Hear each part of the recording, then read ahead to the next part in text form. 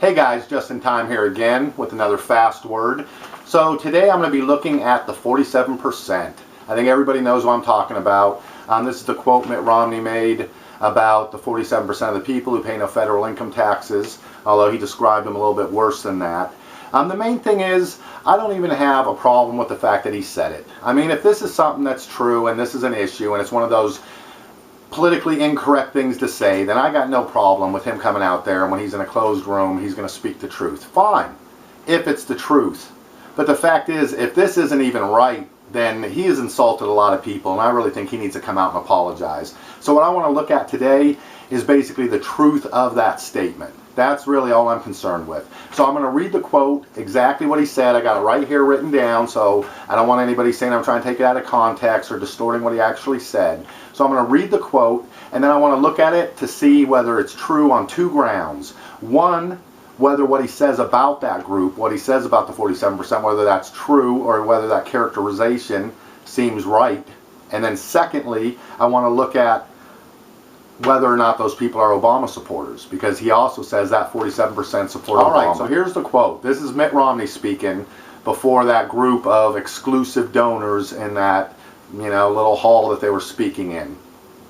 All right, there are 47% who are with him, who are dependent upon government, who believe that they are victims, who believe the government has responsibility to care for them, who believe that they are entitled to health care, to food, to housing, to you name it. That's an entitlement, and the government should give it to them. It makes me angry just to even read that statement. Every time I start to read it and think about it, and you think about people who have been on government assistance at one time, people who maybe fell on hard times or had a sickness in the family. Anyway, maybe your dad. All right, let's take a look at it. As far as just basically its factual truth. So he says that 47% are people who basically consider themselves victims, who take no responsibility for their lives, and who feel like they're entitled to health care, food, whatever. All right, so the biggest chunk of that group, over 10%, the biggest chunk besides working poor folk, which I'm going to talk about in a second.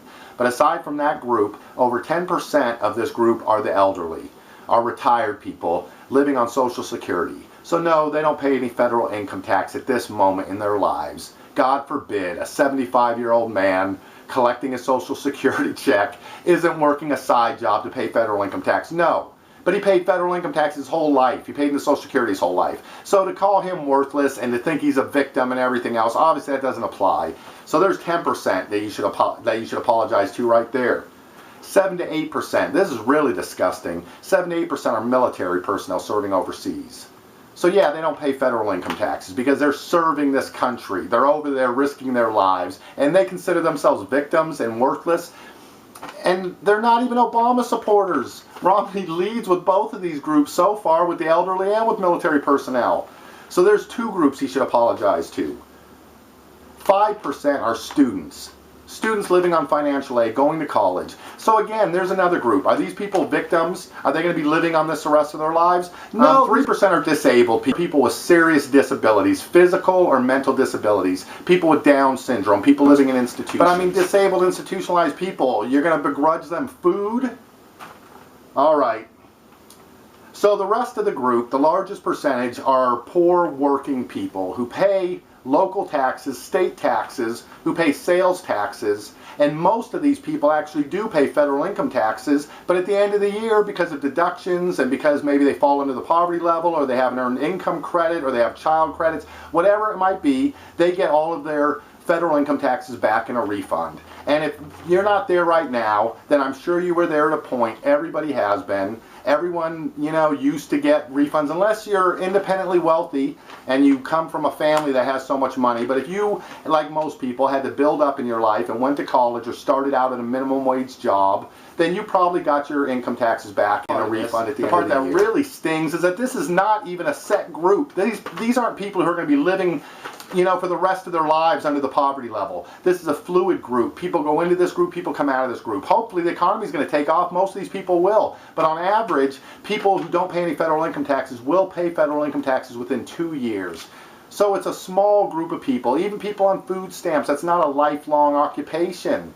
The last group, and this is really the most disgusting part, is that these are the super rich. 3,000 of these people are rich people who pay no federal income taxes because they make all their money through investments. Oh, that's hard work. They deserve a break today. Are these people really Obama supporters? According to Mitt Romney, all 47% of these people are Obama supporters, and that's why he has such a tough time, because he's got to overcome that 47%. Well, actually, Mitt Romney leads with more of these groups than Obama does. And so even if it's 49-51 with some of these groups, it's still almost half that are Mitt Romney supporters. If Obama actually had 100% of these people, you know, he would have 70% of the vote. It'd be a landslide. So let's look exactly then who this 47% votes for. So the majority of these groups lean Republican. Romney leads among the elderly and military groups. Out of the 10 states that have the largest populations that receive government benefits and that pay no federal income tax, 9 of them are red states. 9 of them vote for Romney in this election. Of the states with the highest percentage of people in that state that pay federal income taxes, 3 of them are California, Washington State, and New York. 3 of the greenest, bluest, you know, most liberal states on the map.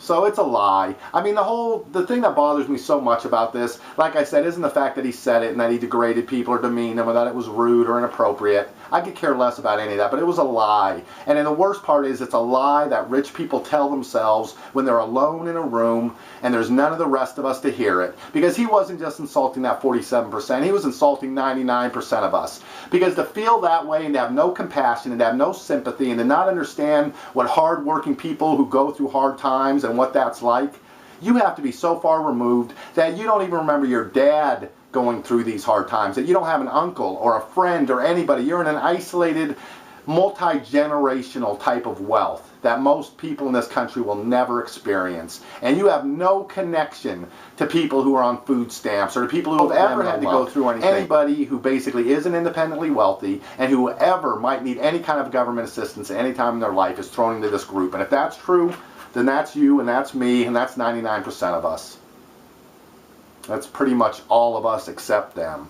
So we should all be insulted. I don't care if you're a Republican, I don't care if you're a Democrat. This is insulting. This is the few, the elite, and the peasants. That's what it becomes. And they were talking about the peasants, which is us, which is all of us. And the idea that only the wealthy people support Romney and the successful people and the people who take responsibility for their own lives, and that all of the worthless victims and the people who take no responsibility for their lives are Obama supporters. That's the biggest lie there is. What's even worse, somebody who uses tax deductions legally, things that are put there to help you, you get your refund back, and those people are all takers and worthless. But what is somebody who keeps their money hidden in the Cayman Islands? What is somebody who puts money in Swiss bank accounts so they can hide it from taxation? Rather than trying to build up this country and help America be great again, you hide your money.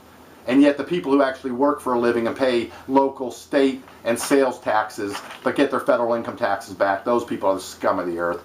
Anyways, I'm just in time. I'll catch you guys next time.